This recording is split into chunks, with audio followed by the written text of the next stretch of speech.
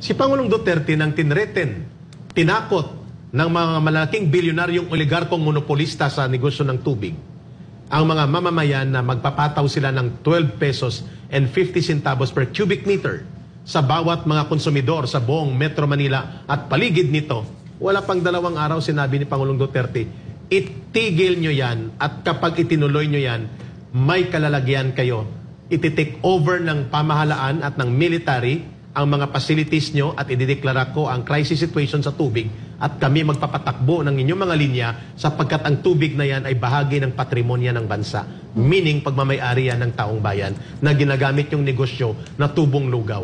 Umatras dyan ang mga bilyonaryo kagaya ng Pangilinan, Lopez at mga Ayala. Yan po ang hinahanap natin. And not only that, Eric, he also said, PRRD also said, the former president also said, if by 12 noon, wala pa ring tubig dito sa Manila. Lagot kayo sa akin. Kayo. And within seconds, there was water. There was water. This is what it really means now when you are in the office of the president. Exactly. That kind of power that you have, you can use, and you should use for the Filipino people, not for yourself.